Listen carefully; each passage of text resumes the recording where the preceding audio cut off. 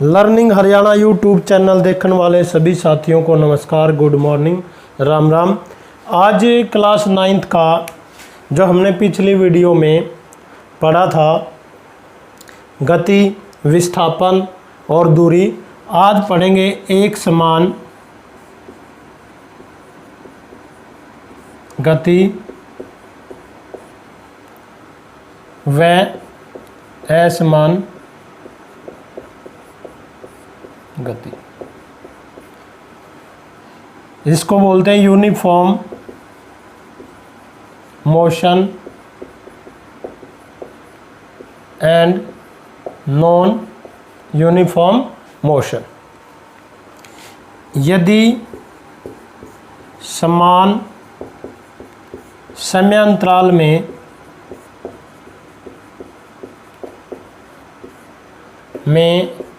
समान दूरी तय करें,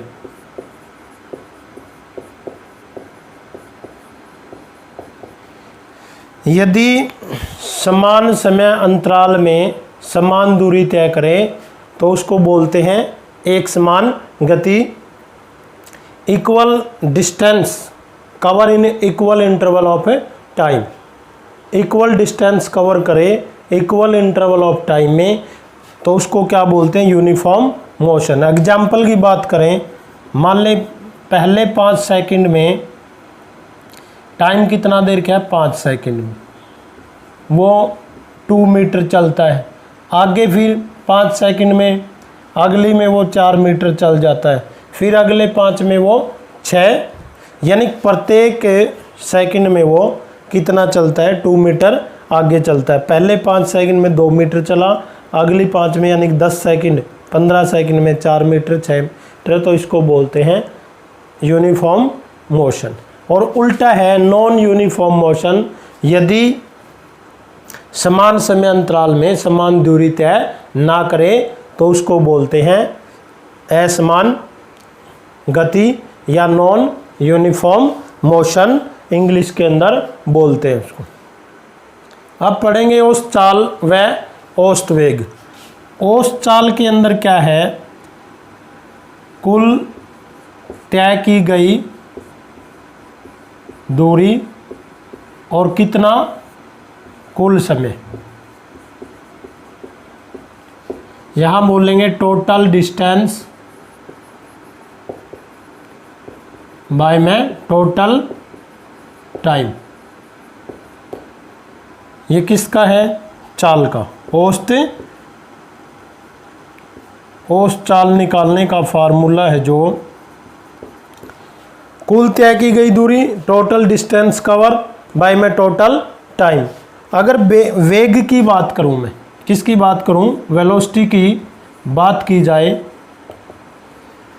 जो टोटल डिस्टेंस है या स्पीड है, एवरेज स्पीड जिसको लिखेंगे हम average speed, total distance cover कुल तय की गई दूरी बाय में टोटल टाइम।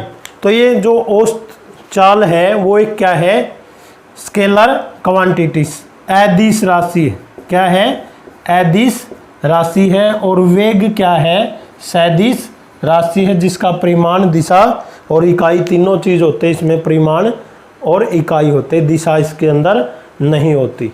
औसत वेग के अंदर क्या है, जो प्रारंभिक वेग है प्लस अंतिम वेग डिवाइडेड बाय 2, यानी कि यहाँ लिखता हूँ इसको initial initial plus final velocity और डिवाइडेड बाय 2, तो इसको लिखेंगे एवरेज वेलोसिटी। एवरेज वेलोसिटी औसत वेग है, जो प्रारंभिक वेग जमा अंतिम वेग डिवाइडेड बाय 2, जिसको औसत वेग कहा जाता है। Initial velocity plus final velocity divided by 2, इसको औसत वेग बोलते हैं। एक एग्जाम्पल की बात करें, कोई ऑब्जेक्ट है, वो पहले 4 सेकंड में कितना चलता है, 16 मीटर। कितना चलता है? 16 मीटर। अगले अगले 2 सेकंड में कितना चलता है? 16 मीटर। अब उसकी एवरेज स्पीड निकालनी, क्या निकालनी है? एवरेज स्पीड उसके अंदर निकालनी है। तो क्या फार्मूला है? टोटल डिस्टेंस यानी कुल दूरी बाय में टोटल टाइम, कुल समय। तो टोटल डिस्टेंस कितनी बनी? 16 + 16 32, और टाइम पहले कितना? 4 सेकंड, बाद वाला कितना है? 6 सेकंड। तो इसको डिवाइड करेंगे 5.33, क्या आ जाएगी? स्पीड मीटर पर सेकंड। क्या आ जाएगी? मीटर पर। क्या आ जाएगी ये? 5.33 मीटर पर सेकंड।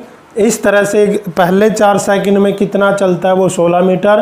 बाद वाली 2 सेकंड में भी कितना चलता है? 16 मीटर। जब टोटल डिस्टेंस कितनी? 32, टाइम कितना? 6 सेकंड। ये 5.33 मीटर पर सेकंड आंसर इसका आ जाएगा।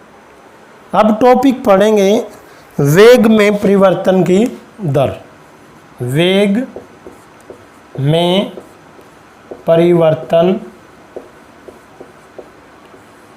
की दर, या इसको हम लिख सकते हैं rate of change of velocity. जहाँ दर शब्द आ जाता है इसका मतलब क्या है? टाइम है। क्या है? टाइम। तो इसको लिख सकते हैं rate of change in velocity. क्या लिख सकते हैं? Rate of change of velocity. वेग में परिवर्तन की दर। मान ले कोई ऑब्जेक्ट, जब तक हमने टाइम नोट नहीं किया, वो कितना है? उसका आरंभिक वेग, इनिशियल वेलोसिटी 0 टाइम पे हमने क्या मान ली? 0 सेकंड टाइम है। 0 सेकंड, 0 सेकंड टाइम पे उसकी आरंभिक वेग वेलोसिटी हमने क्या मान लिया? u। जैसे जैसे टाइम बढ़ता है उसका फाइनल वेलोसिटी क्या बन जाता है? v। जैसे मान ले 0 का मतलब क्या है? हमने मान लो अब जो टाइम है लगभग 9:25 का, 9:25 पर, यानी कि इसको हम 0 मान लेते हैं। आरंभिक वेग कितना है? u। और कुछ समय बाद 9:30 बजे उसका फाइनल वेग है, अंतिम वेग क्या हो जाता है? v हो जाता है। तो अब वेग में परिवर्तन क्या आएगा? अंतिम में से क्या बताएंगे? u। इसको लिखेंगे वेग में परिवर्तन। वेग में परिवर्तन की दर। वेग में परिवर्तन की जो दर है वो टाइम बटे में दर समय। तो इसको किसके बराबर लिखते हैं? a के। v minus u by T. ये a क्या है? एक्सेलरेशन है, क्योंकि जो वेग है वो एक सदिश राशि है। तो वेग में जो परिवर्तन हुआ है तो त्वरण पे भी क्या आएगी?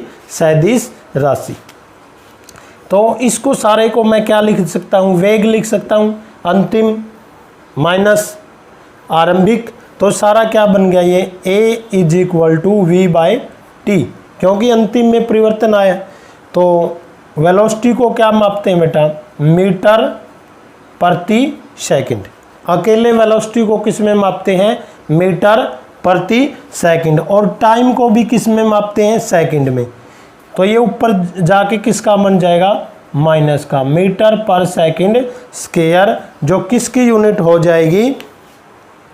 एक्सेलरेशन की, त्वरण की। त्वरण क्या है? वेग में परिवर्तन की दर को त्वरण कहते हैं, या इंग्लिश में क्या बोलते हैं? एक्सेलरेशन। वेग में परिवर्तन की दर या चेंज इन वेलोसिटी। क्या लिखेंगे? Change in velocity. वेग में परिवर्तन की दर, बाय में क्या है, टाइम। तो वेग में परिवर्तन की दर क्या कहलाती है, एक्सेलरेशन कहलाती है, जिसको हिंदी में त्वरण कहते हैं।